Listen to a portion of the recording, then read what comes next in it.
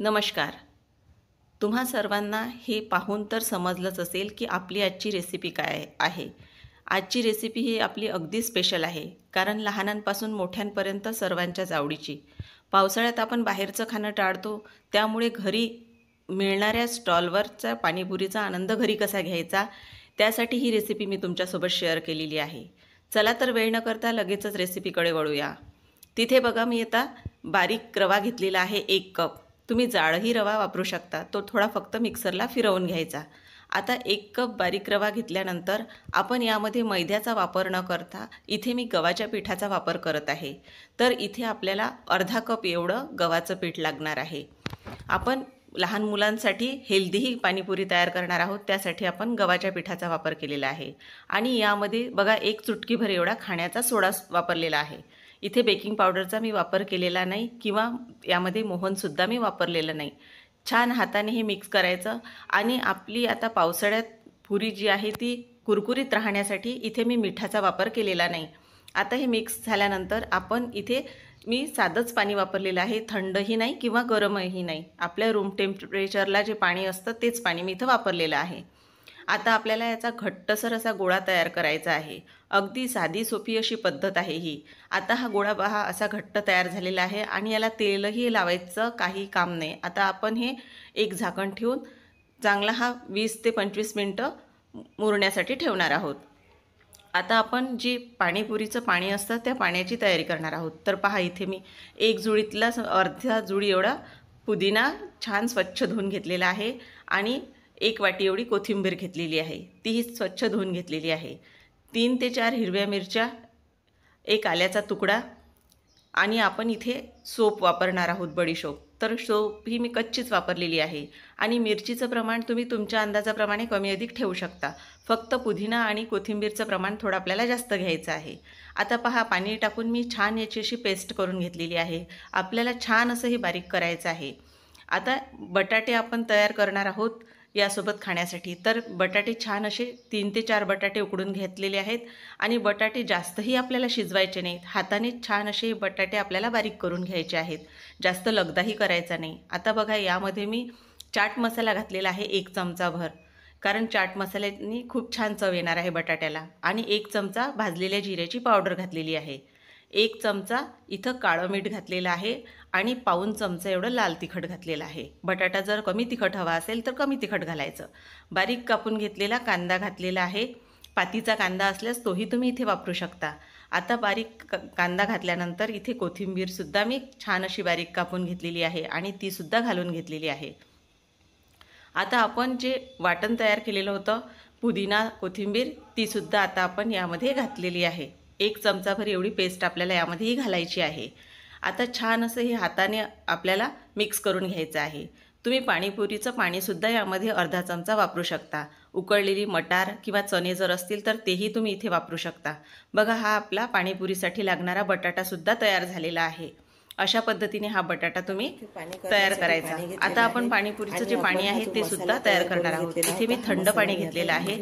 आता आपण ही जी पुदिना कोथिंबीरची पेस्ट तयार करून घेतलेली होती ती आता आपण यामध्ये घालणार आहोत.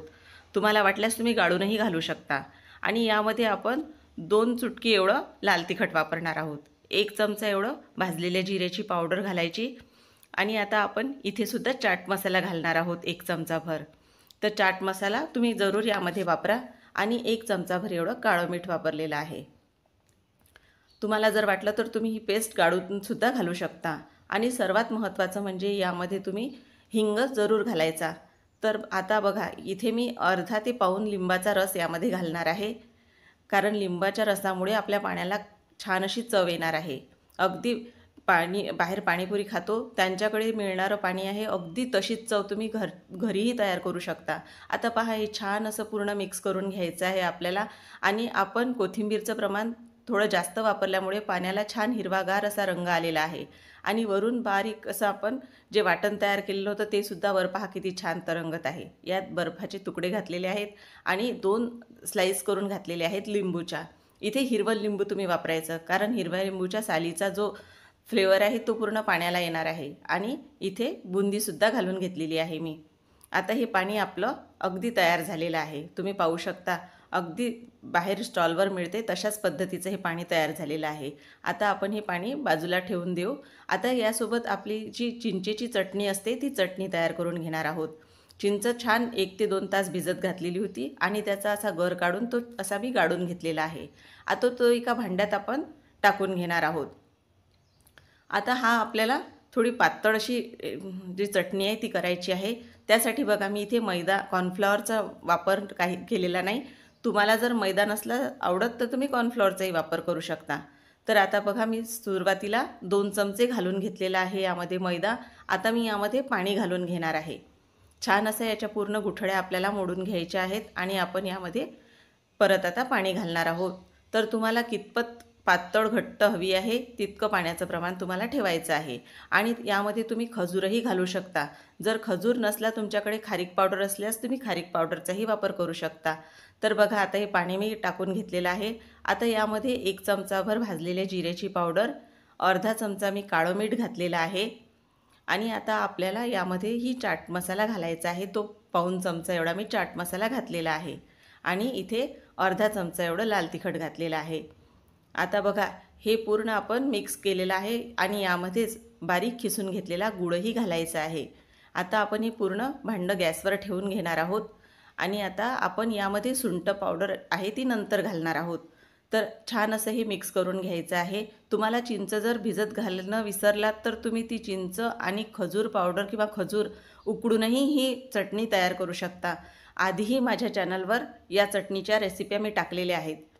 तर पाहू शकता हे अशा पद्धतीने छान मिक्स करून घ्यायचं आहे. आणि तुम्हाला एक महत्त्वाची टीप, तुम्हाला ही चटणी जर पातळही वाटली तर तुम्ही त्यामध्येही नंतर मैद्याची स्लरी करून टाकू शकता. आता इथे मी सुंठ पावडर वापरून घेतलेली आहे यामध्ये अर्धा चमचा, कारण सुंठ पावडरमुळे सुद्धा आपल्या चटणीला छान अशी चव येणार आहे. आणि ही चटणी तुम्ही स्टोरही करू शकता 8 ते 10 दिवसासाठी. पाहू शकता ही अशा पद्धतीची आपली चिंचेची चटणी तयार झालेली आहे. आता आपण पुऱ्यांची तयारी करणार आहोत. त्यासाठी मी बघा असा हा छान कपडा इथे टाकून घेतलेला आहे. तुम्ही कुठलाही कॉटनचा कपडा टाकून त्यावर पुऱ्या आपल्याला करून टाकायच्या आहेत. तर बघा हा आपला जो गोळा तयार करून घेतला होता हा पण छान आता मुरलेला आहे. तर आता आपण इथे छान याला 1-2 वेळा असा हाताने याची मालिश करून नंतर पुऱ्या करायला घेणार आहोत. अगदी छान आपल्या ह्या विकत मिळतात तशाच पुऱ्या तयार होणार आहेत. आता यातला मी थोडा गोळा बाजूला काढून घेणार आहे आणि हातावर छान अशी याची मालिश केल्यानंतर आपण आता याचे छोटे गोळे तयार करणार आहोत. आपण पूर्ण अशी याची पोळी लाटून त्याच्या पुऱ्या न तयार करता छान असे लहान तुकडे करूनच त्याच्या पुऱ्या करायच्या, कारण त्या पुऱ्या छान फुलल्या जातात. तर तुम्ही पाहू शकता आता मी याचे छोटे असे गोळे तयार करून घेत आहे. पुरी जास्त जाडही आपल्याला तयार करायची नाही, कारण ती पुरी नंतर मग नरम किंवा वातळ तयार होऊ शकते. तर आता तुम्ही पाहू शकता मी ज्या पद्धतीने तयार करत आहे गोळे तसेच आपण तयार करून घ्यायचे. आणि आता तेल न लावता वरून थोडा आपण कणकेचाच किंवा गव्हाच्या पिठाचाच वापर करणार आहोत आणि आता याच्या पुऱ्या तयार करून घेणार आहे. पूर्ण पुऱ्या आपण तयार करून आपण जो कापड टाकून घेतलेला होता त्या कापडावर आपल्याला टाकून घ्यायच्या आहेत पुऱ्या. पाहू शकता अशा पद्धतीने ह्या पूर्ण सगळीकडे आपल्याला सारख्या अशा लाटायच्या आहेत. कुठे जाड किंवा कुठे पातळ अशा आपल्याला करायच्या नाही. मी थोडी मोठी साईज घेतलेली आहे. तुम्हाला जर लहान घ्यायची असल्यास तुम्ही लहान साईजही घेऊ शकता. तर पाहू शकता अगदी सहजपणेही लाटल्या जात आहे. पहा ही अशा पद्धतीने, कारण कॅमेरामध्ये थोडं लहान दिसतं त्यासाठी मग मी ही साईज थोडी मोठी घेतलेली आहे. आता ह्या अशाच पद्धतीने आपल्याला तयार करायच्या आहेत.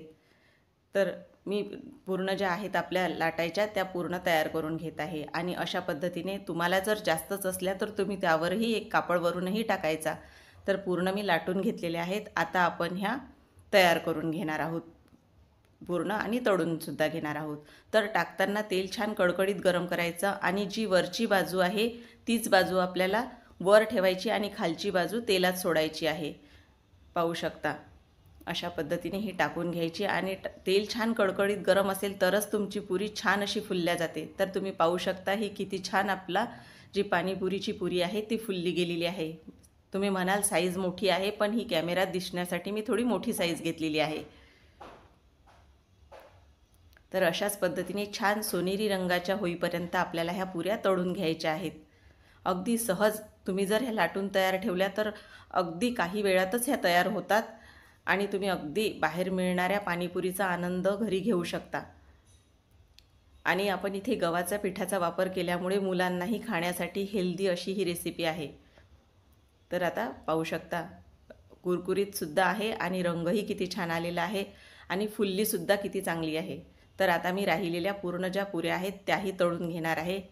फक्त आपल्याला थोड्या टाकताना अशा पद्धतीने ह्या प्रेस करायच्या आहेत आणि आपल्या सगळ्याच पुऱ्या छान अशा फुलल्या जात आहेत. सोड्याचाही वापर आपल्याला फार जास्त करायचा नाही. अगदी मी सांगितल्याप्रमाणे चुटकीभरच सोड्याचा आपल्याला इथे वापर करायचा आहे. आणि तुमच्या पुऱ्या 2-3 दिवसही छान कुरकुरीत राहतात. हवाबंद डब्यामध्ये तुम्ही जर ठेवल्या तर त्या 8 दिवसही चांगल्या राहतात. पाहू शकता आता किती दोन्ही बाजू छान सोनेरी रंगाच्या तळून घेतलेल्या आहेत मी. अशाच आपल्याला छान सोनेरी रंग येऊ देपर्यंत तळायचे आहेत त्यांना. अशाच बघा आता ह्या पुऱ्या आपण ज्या केलेल्या आहेत तुम्ही थोडी लहान साईजही करू शकता. मुलांसाठी जर करायच्या असल्या तर तुम्ही अशा बनवून सुद्धा ठेवू शकता आणि याचीच पाणीपुरी दहीपुरीही तुम्ही तयार करून घेऊ शकता. अगदी सहजपणे तयार होणारी ही रेसिपी आहे. तर पाहू शकता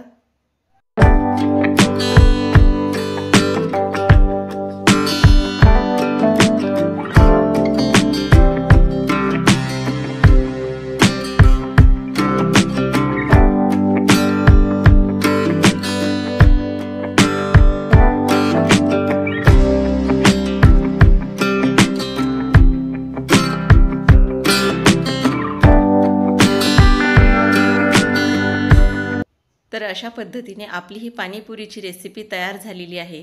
तुम्हाला माझी ही रेसिपी कशी वाटली मला कमेंट करून नक्की कळवा.